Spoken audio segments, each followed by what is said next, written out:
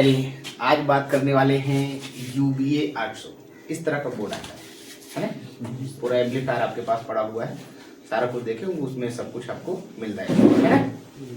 मिलता है क्या नहीं जी सर। कितने लोगों ने UBA 800 कभी देखा ही नहीं?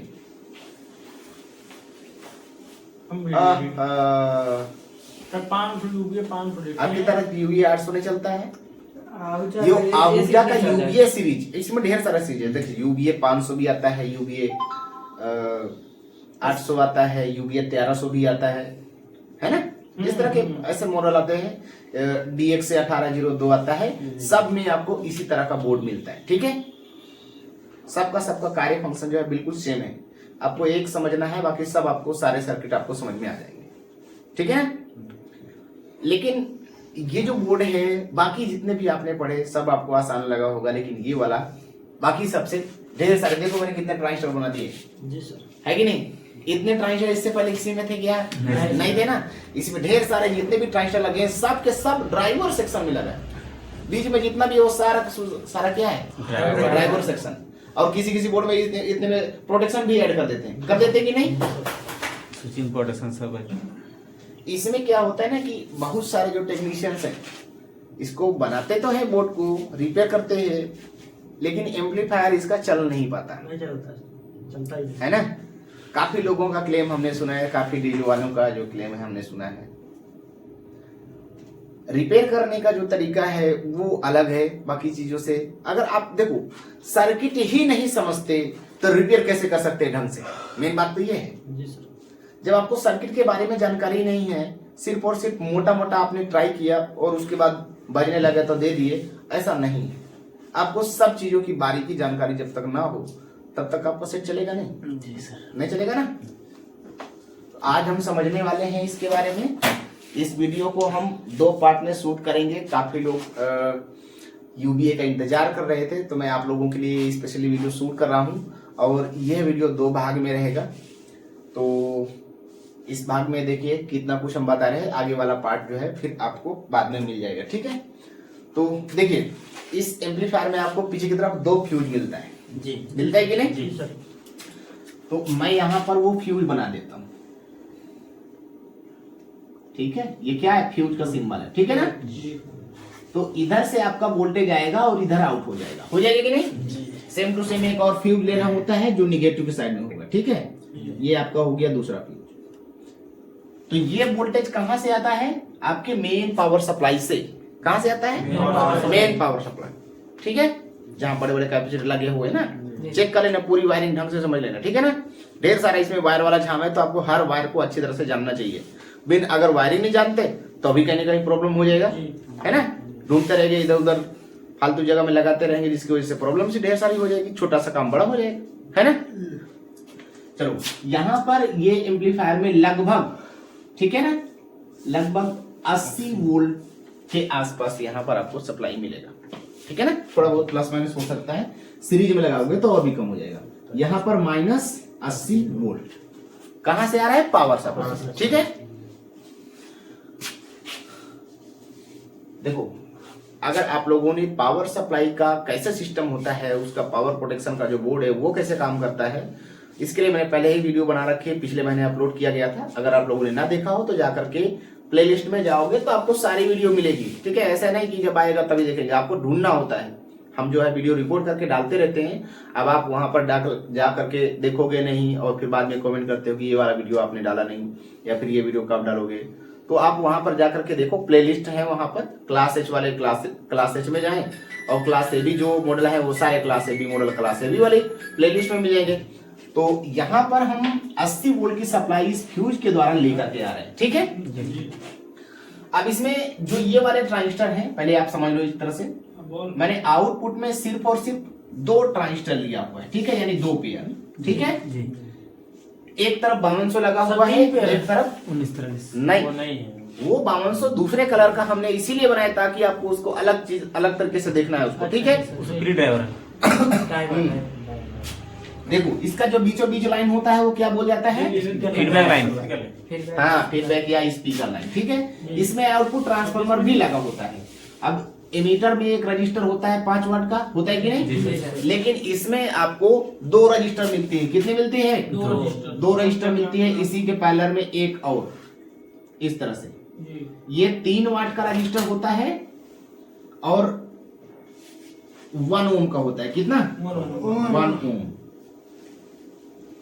1 ओम 3 वाट, ठीक है ना? जी को 2 पैरेलल में करते हैं तो वो 6 वाट बन जाता है कि नहीं? जी 5 वाट के बराबर काम करेगा कि नहीं? करेगा। और रेजिस्टेंस कितना हो जाएगा? आधा आधा ओम हो जाएगा कि नहीं? तो इनको जब बाई चांस आपको देखो मिलता नहीं जल्दी से, 3 वाट का रजिस्टर नहीं मिलता हमारे यहाँ मार्केट में तो मिलता, बाकी जगह हो सकता है आपकी तरफ मिल जाए, तो आप 3 वाट वाला रखिएगा। और नहीं मिलता तो आप सबके सब रजिस्टर वहां से उठा लेंगे और वहां पर लगाएंगे E5 5 वाट। कितना? 5 वाट। E2 या फिर E15 जो है इस टाइप के रजिस्टर मत लगा देना, ठीक है? आपको E5 लगाना है, ठीक है ना? हर जगह आप रजिस्टर की वैल्यू कम नहीं करेंगे, ठीक है ना? मैं आपको लास्ट में बताऊंगा कि कैसे आप बना सकते हैं कि वो एम्पलीफायर बढ़िया तरीके से चल पाए, ठीक है? तो यहां पर मैं लिख देता हूं 1 ओम 3 वाट, ठीक है? ठीक है ना? इधर भी लिखूं,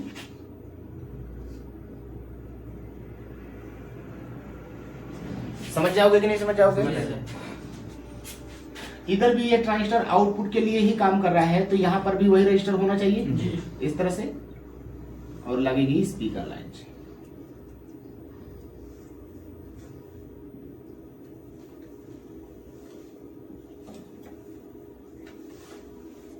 इस तरह से लग गया। जी अब जो आउटपुट वाला हमारा ट्रांसफार्मर होता है, यहां पर मैं आउटपुट ट्रांसफार्मर भी बना देता हूं, ठीक है? ठीक। ये मान लो ये आपका आउटपुट ट्रांसफार्मर है जिसका एक पॉइंट आपको ग्राउंड करना होता है प्राइमरी में, और दूसरे वाले पॉइंट में वायर निकल करके इस फीडबैक वाली लाइन में लग जाता है, ठीक है? जी और फिर उसके बाद ट्रांसफार्मर की सेकेंडरी में आपको वाइंडिंग मिल जाएगी आउटपुट के लिए, ठीक है? 2 ओम 4 ओम के आसपास आउटपुट होता है, ठीक है ना? इतना तो समझते हो? ठीक है। तो यहां से आपका आउटपुट ट्रांसफार्मर है। अगर यहां पर स्पीकर लाइन पर कोई वोल्टेज आएगा तो आपका एम्पलीफायर जो है बार बार फ्यूज उड़ा देगा कि नहीं? या शॉर्ट सर्किट या फॉल्ट वगैरह, जैसे भी फॉल्ट ये फ्यूज उड़ा तुरंत ही फॉल्ट के लिए जल जाएगा, ठीक है? कैसे जलता है मैं सारी चीजें आपको बताऊंगा। अब ये जो वोल्टेज आया है, इस वोल्टेज को डायरेक्टली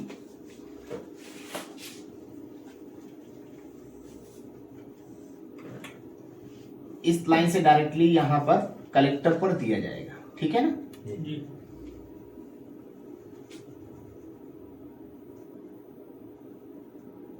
इस तरह से, ठीक है?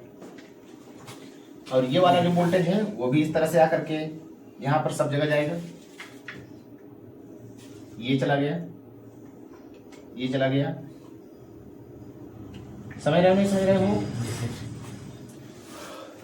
अब इसमें से 2 हमारे आउटपुट है और एक जो ट्रांजिस्टर लगा हुआ है ये है हमारा ड्राइवर, ठीक है ना? तो ड्राइवर का मतलब होता है चलाने वाला, है ना? तो यहाँ पर एक रजिस्टर भी आपको लगी हुई मिलती है, सबके बेस पर मिलती है कि नहीं? देखो वहां पर लगी है 1 वाट में, लगी है कि नहीं? यहाँ लगभग 2.2 ओम, कितना? 2.2 ये बेस वाली रजिस्टर है। इस तरह से ये बेस वाली लाइन हमने बना दिया और इसमें से ही सारे रजिस्टर जो है बेस वाली जुड़ जाएंगे, ठीक है ना? जी जिसको हम बेस बाइसिंग वाली लाइन बोलते हैं। और ये इधर भी आपको बनाना होगा कि नहीं? जी ये बेस पर हमने जोड़ दिया और इधर भी एक रजिस्टर लगा करके, ठीक है? तो इसके बेस बाइसिंग कितना वोल्टेज मिलना चाहिए? 0.05 ये 0.25 होना चाहिए, ठीक है ना? कितना रहेगा इधर? 0.25 एक साइड में, और इधर भी कितना रहेगा? माइनस में 0.2। समझ रहे हो नहीं समझ रहे हो? मैं आपको बताऊंगा कैसे वोल्टेज बनता है। अब ये जो वोल्टेज है आता कहां से है? ये आता है इस ट्रांजिस्टर से, ठीक है? ये जो ट्रांजिस्टर लगा हुआ है जी 5200 और इधर लगा है 1943 इधर से आ रहा है, ठीक है ना। इस लाइन के पैरेलल ही आपको एक रजिस्टर मिलेगा स्पीकर लाइन के साथ में, मिलता है कि नहीं, मिलता है ना। ये लगभग 2 वाट का होगा, 10 ओम का, कितना 2 वाट 10 ओम। मैं बाद में वैल्यू लिख दूंगा, ठीक है। हो सकता है कि अभी कोई वैल्यू जो है गलत लिख जाए, 10 ओम की जगह 100 ओम लिख जाए, ठीक है। चालू है, चालू है। ये फोन बहुत बार आगे छोड़ दीजिए। रिकॉर्डिंग हो रहा है, जी ठीक है, बैटरी बचाने के लिए ऐसा सिस्टम कर दिया है। ठीक है, ठीक है। अब देखो यहां से हमने समझा कि ये सिस्टम हमारा कैसे काम कर रहा है।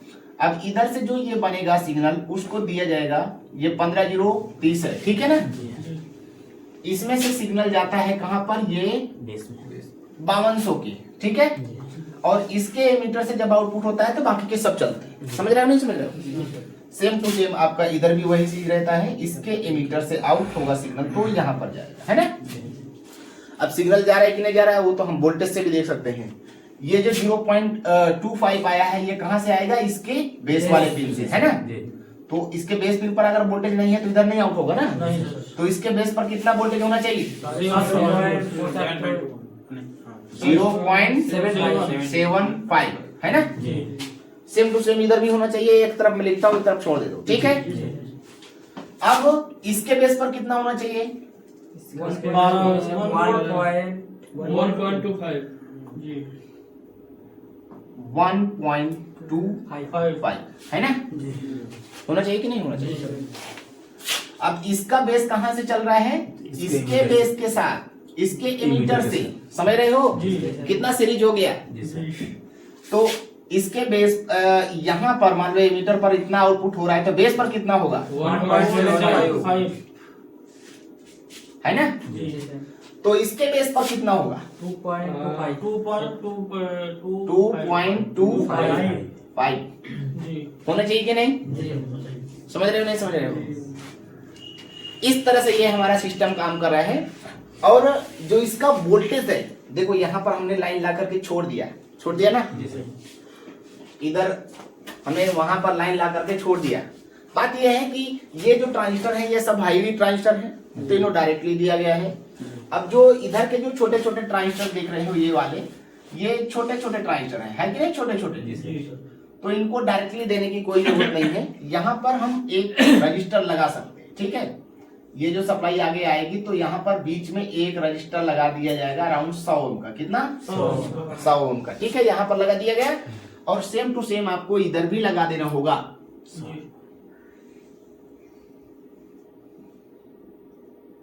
गलत नहीं सही। डायरेक्ट जोड़ देते हैं, जी इसको भी डायरेक्ट जोड़ देते हैं यहाँ पर रजिस्टर। लगाए अब ठीक है, जी समझ रहे हो नहीं समझ रहे हो। देखो जब भी हम रजिस्टर लगा करके वोल्टेज देते हैं, ले जाते हैं, तो वो रजिस्टर से जो वोल्टेज है ना वो काफी फ्लक्चुएशन वाला वोल्टेज होता है ना। लोड पड़ेगा तो दब जाएगा, नहीं पड़ेगा तो नहीं दबेगा, है ना। तो हम वहां पर कैपेसिटर लगाते हैं। रजिस्टर जब ले जाते हैं और वोल्टेज हमको प्रॉपर चाहिए तो हम वहां कैपेसिटर जरूर लगाएंगे कि नहीं। तो एक इधर लगा देते हैं, इधर ऐसे लगा करके ग्राउंड के साथ जोड़ देते हैं, सिंपल है ना। इधर भी लगा देंगे आपको समझने के लिए।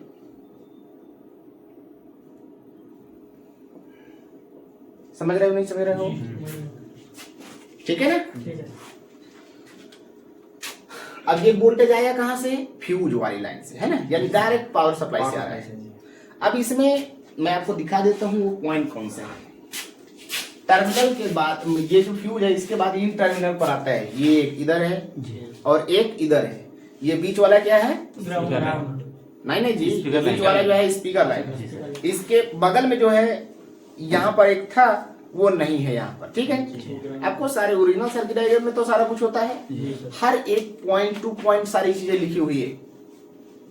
अगर आप समझना आता है आपको तो आप इस सर्किट डायग्राम में, सर्किट डायग्राम है आपके पास में, इस सर्किट डायग्राम से आप सारी चीज समझ सकते हैं, क्योंकि यहाँ पर हर एक रजिस्टर की वैल्यू लिखी हुई है ना, कि कहां पर कौन सी वैल्यू का रजिस्टर लगना है और वो इस सर्किट डायग्राम में किस लोकेशन पर लगा है, वो सब कुछ आपको इसमें मिल जाता है।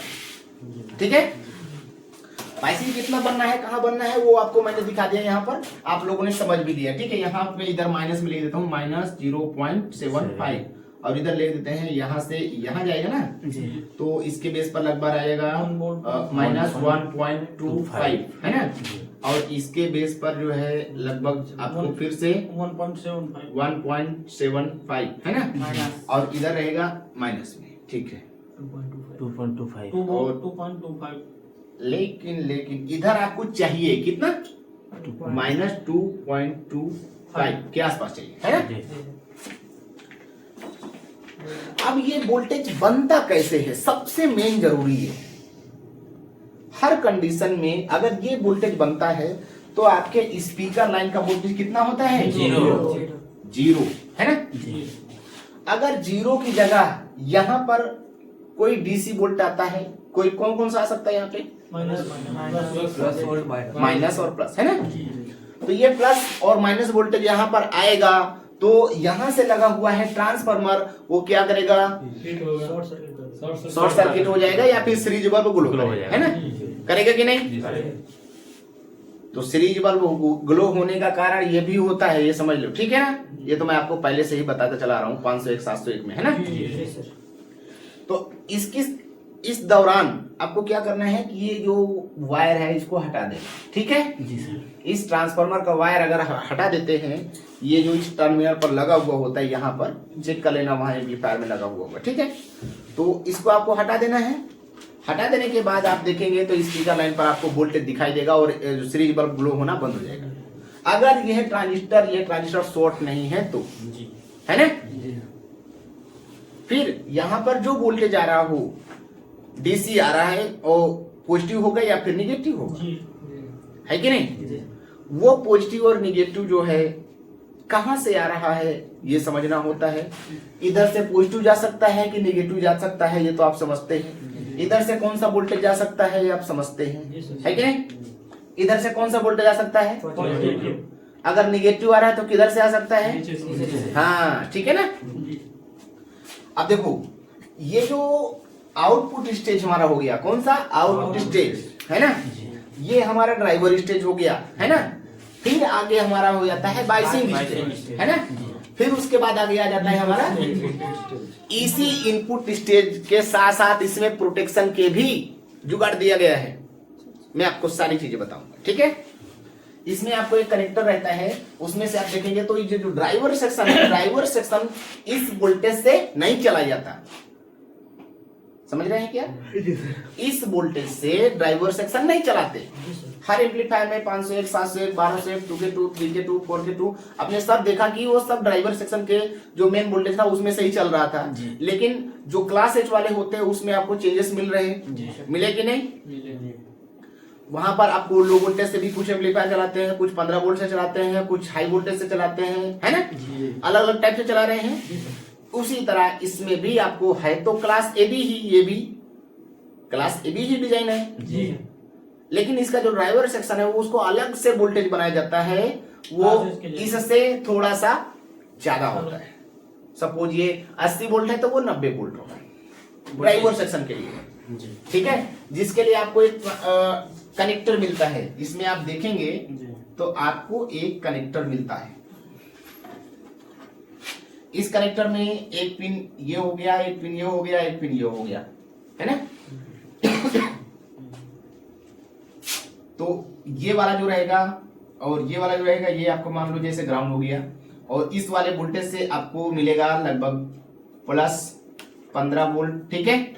इसमें आपको मिल जाएगा माइनस 15 वोल्ट, है ना, जो कि इस आईसी को चलाने का काम आ जाएगा। आईसी लगा हुआ है ना, ये कितना नंबर पिन माना जाएगा, 8 नंबर, और इसको को लेंगे तो इस पर कितना वोल्टेज आएगा, इसमें कितना आएगा, ठीक है। कहां से आ रहा है समझ रहे हो ना? जी सर। ये आपका सप्लाई पिन से आता है, यहाँ पर सप्लाई। ये यहाँ मैं कनेक्टर आपको दिखा देता हूँ। ये देखो यहाँ पर आपको कनेक्टर दिख रहा है, ये ढेर सारा पिन वाला सबसे बड़ा यही कनेक्टर है कि नहीं?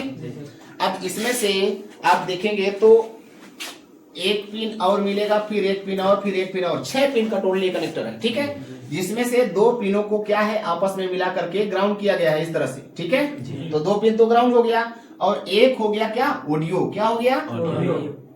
है ना? जी समझ रहे हो नहीं समझ रहे हो? जी सर। और इसी में से जो है आउटपुट आपका जाता है कहां पर, इस आईसी के, एक नंबर। है ना? जी। जाता है कि नहीं? इस तरह से ये आईसी का 1 नंबर नहीं 2 नंबर पिन होता है कि ना? 2 नंबर। ये 2 नंबर और ये 3 नंबर। 3 नंबर, जी इस तरह से होगा ना? जी जी। वो इसका दूसरा वाला चैनल भी इसी के सीरीज में इस्तेमाल किया गया है, वो जगह नहीं है इसलिए मैं उसको बना नहीं सकता, ठीक है ना? सीरीज में ही है ना? हाँ वो सीरीज में है, इससे उसको चला दिया जाएगा, उससे दोनों- उसको दोनों चला- हाँ, function दोनों काम कर रहे हैं। ओरिजिनल में सारा कुछ है, ठीक है ना? वहां पर अब ये जो कनेक्टर है इसके बगल में जस्ट आपको एक और कनेक्टर मिलता है, जी। मिलता है कि नहीं? जी सर। मैं इस तरह से बना दूं क्या यहाँ पे, एक ये हो गया, एक ये हो गया, एक ये हो गया, ठीक है? बीच वाला पिन आपका ग्राउंड रहता है, जी। ये वाला आपका रहेगा -90 वोल्ट और ये वाला आपका रहेगा प्लस नंबर। प्लस 90 वोल्ट, ठीक है? रहता है ना? जी। हाँ ये छोटा सा कनेक्टर मैं आपको फिर से दिखा देता हूँ, 3 पिन। ये इधर छोटा सा जी सर। है कि नहीं? और भी इसमें एक कनेक्टर है, ये यहाँ पर दिख रहे हो 4 पिन का दिख रहा है, दिख रहा है ना 4 पिन का? तो ये भी कनेक्टर मैं किसी साइड में बना देता हूँ, इधर बना दूं क्या?